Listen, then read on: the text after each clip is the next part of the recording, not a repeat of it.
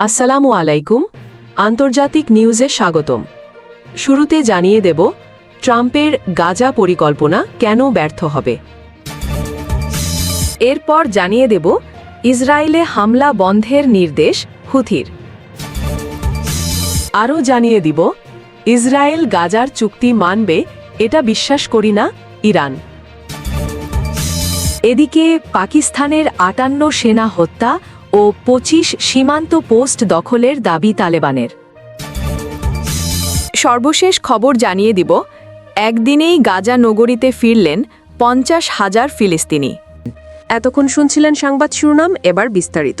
তবে আপনাদের কাছে ছোট্ট একটি অনুরোধ, এই ভিডিওটিতে একটি লাইক এবং কমেন্ট করে জানিয়ে দিন কোন জেলা থেকে বা কোথা থেকে আপনারা আমাদের এই ভিডিওটি দেখছেন এবং শুনছেন।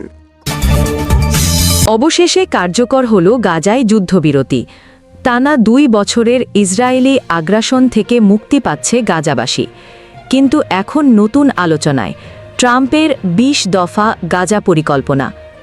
এই পরিকল্পনা অনুযায়ী গাজার দৈনন্দিন বিষয় দেখবে ফিলিস্তিনি কমিটি, কিন্তু অর্থনীতি ও প্রতিরক্ষা নিয়ন্ত্রণ করবে বোর্ড অফ পিস, যার নেতৃত্বে থাকবেন ট্রাম্প ও সাবেক ব্রিটিশ প্রধানমন্ত্রী টনি ব্লেয়ার। তবে হামাস সহ ফিলিস্তিনের স্বাধীনতাকামী গোষ্ঠীগুলো জানিয়েছে তারা বিদেশি শাসন মেনে নেবে না। পাকিস্তানের সাংবাদিক ইজাজ হায়দার লিখেছেন, আমেরিকা কখনো নিরপেক্ষ ছিল না, বরং সবসময় ইসরায়েলের পক্ষেই থেকেছে। এদিকে সৌদি ক্রাউন প্রিন্সও বলেছেন, ফিলিস্তিনি নেতৃত্ব বারবার সুযোগ হারিয়েছে। বর্তমানে কায়রোতে চলছে আন্তর্জাতিক বৈঠক, যেখানে উপস্থিত আছেন ট্রাম্প, মিশরের প্রেসিডেন্ট সিসি, জাতিসংঘ মহাসংঘ ও ইউরোপের শীর্ষ নেতারা।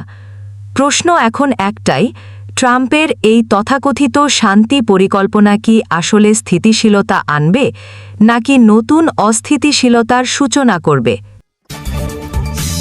ইসরায়েলে হামলা বন্ধের নির্দেশ দিয়েছেন ইয়েমেনের আনসারুল্লাহ প্রতিরোধ আন্দোলনের নেতা আব্দুল মালিক আল হুথি।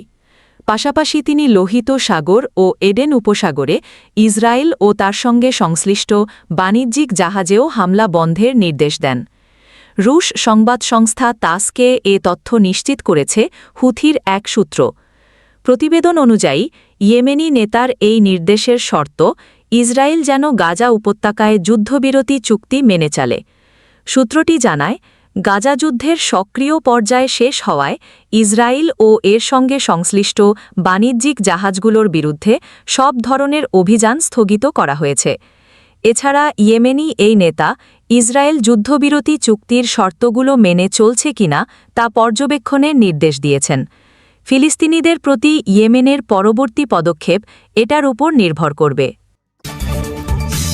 ইরানের পররাষ্ট্রমন্ত্রী আব্বাস আরাগাচি বলেছেন, গাজায় যুদ্ধবিরতি শুরু হওয়ার একদিন পরও দখলদার ইসরায়েল এই চুক্তির শর্ত পালন করবে বলে কোনো আস্থা নেই আমাদের।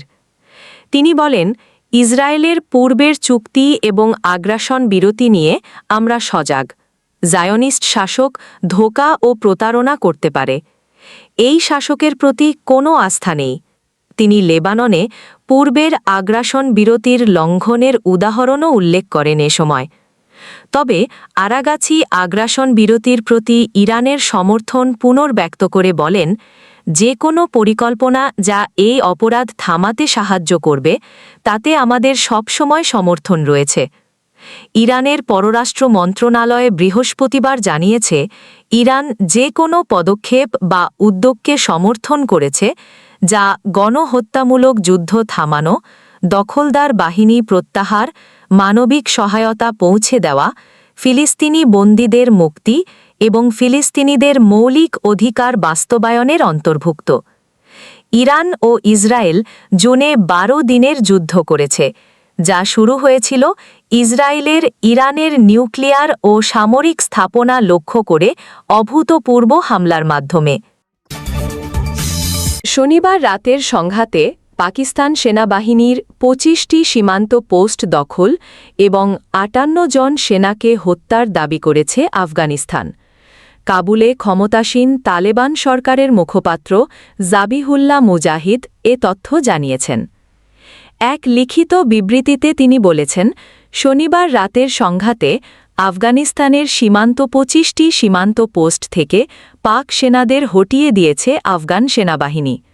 সংঘাতের সময় আফগান সেনাদের বন্দুক ও গোলা হামলায় এসব সীমান্ত পোস্টের কমপক্ষে ৫৮ জন সেনা নিহত হয়েছেন এবং আহত হয়েছেন আরও ৩০ জন। পাকিস্তান যদি ফের আফগানিস্তানের সার্বভৌমত্ব লঙ্ঘন করে তাহলে আরও কঠোর প্রতিক্রিয়া জানানো হবে বলে হুঁশিয়ারিও দিয়েছেন তিনি।